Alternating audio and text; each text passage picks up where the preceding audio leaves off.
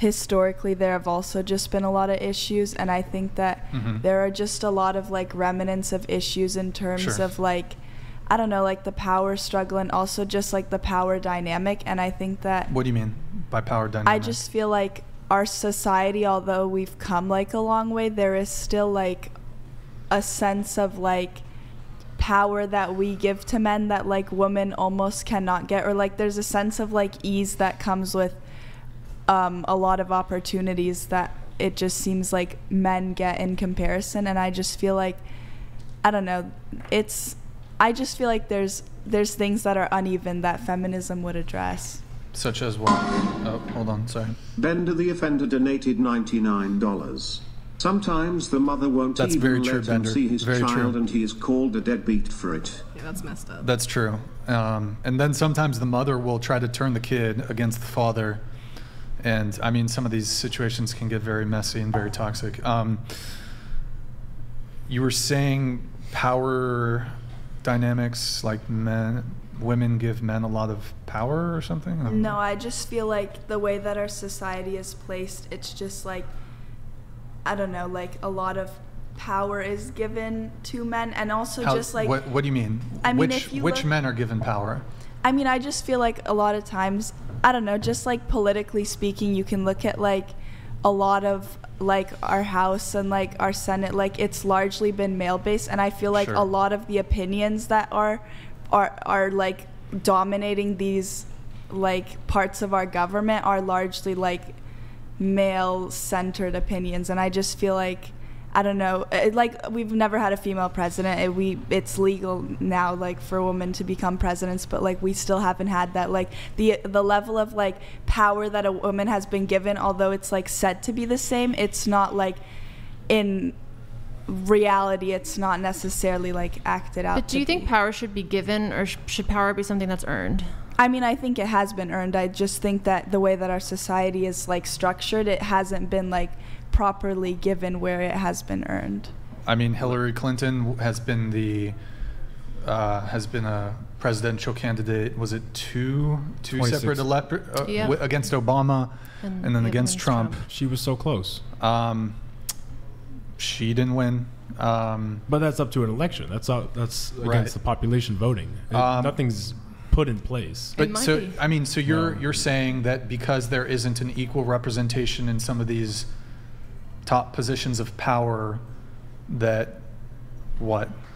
I just think representation is also something that is very important, because like what we see represented and the opinions that are shared and whether or not they are diverse has a big impact on like society and just how it's governed. Do you think that men and women are 100% the same? I mean, no, like... Do you think that men and women have different proclivities when it comes to their interests or the types of jobs that they go into?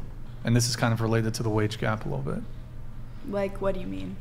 Well, is it the case that temperamentally men and women have different interests when it comes to various things, but like I'm trying to think of how many women are in the oil field versus, is that what you're kind of getting at? Well, a little bit, but could it be the case that generally speaking, like women are less interested in pursuing a political career than men are?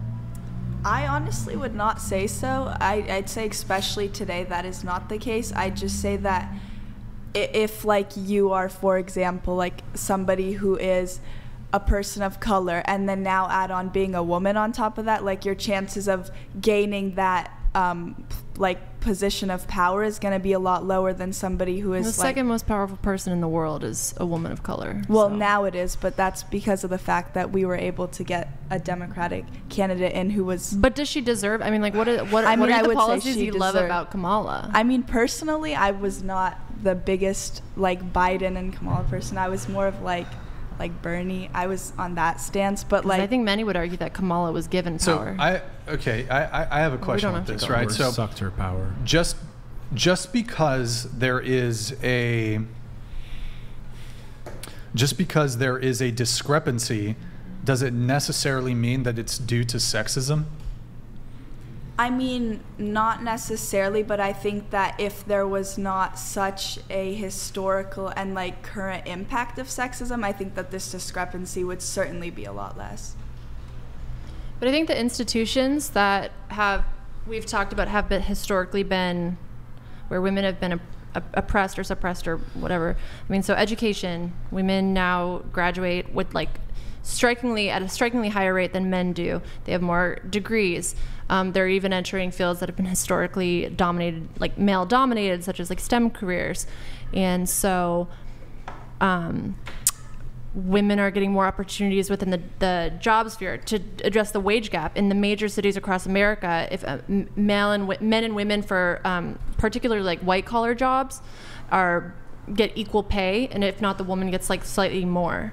So I think in a lot of ways we've addressed these issues, but so the narrative that they're still unaddressed is cancerous to the flourishing of society, because I think you need the flourishing of both sexes. And obviously we're seeing a large population of men feeling that they're now feeling oppressed and they're feeling upset and almost like forgotten, and it's leading to, in some ways, a toxic culture. So I think that if we look at what women have earned and been given, I think they've exceeded that. If we look at like the pay gap, the jobs, the education, the amount of degrees that they're earning. So they have achieved these things, and that's great. And so, but now we have to go back to balance. Like the pendulum swung, now it needs to balance out. Do you know what I mean? I would argue, so the percentage of men that have power is a very small percentage of men. So this idea that all men are in power or all men have power over women is fallacious. So it's probably like what percentage of men are CEOs, what percentage of men are in boardrooms, what percentage of men hold political power. And I wouldn't say that it's compared more. to the rest I would just of men. say that the power is a lot easier to access, and it's a lot more, I don't know, I'd just say that it's easier to get to as a man than... I think the opposite I of what would you actually said is true, argue actually. that most, Really? even male politicians, placate to the female voter base. But that Because doesn't necessarily mean that it's easier for a woman to... Well, but that could come down to the innate differences between men and women and what the choices that they make when it comes to what they go to, what they choose to study in college, and also the career fields that they choose to go into. For example, there are more female nurses than male nurses. Is that evidence of a matriarchy and that women are oppressing men because there are more women who are nurses? Just because there's a discrepancy does not necessarily mean it's because there's sexism. That's true, but a discrepancy in power and a discrepancy in what opinions are voiced and heard, I would say, does mean that there is a discrepancy in like power. Well, there's a whole lot of issues that face women that get a lot of attention politically, but it's not clear to me that there's any male-centric issues that really get much political attention at all. Which I think they should. I don't think that just because... I can't think of anything when it comes to male-specific issues that gets attention. Like his podcast is apolitical, right? How many, can I ask, do you have sponsors? How's this relevant? So if you were promoting like if you were a woman talking about being a moderate, like being politically moderate, talking to both sides, do you think that you'd have more advertising revenue or potential opportunities like that? If I was a woman doing this similar kind of podcast, Call Her Daddy, Drew Afualo, both of these women have actually, or both of these groups of women have actually said much more controversial things than I've said. Drew Afualo has a Spotify deal. Call Her Daddy did a Spotify deal for $100 million, $200 million.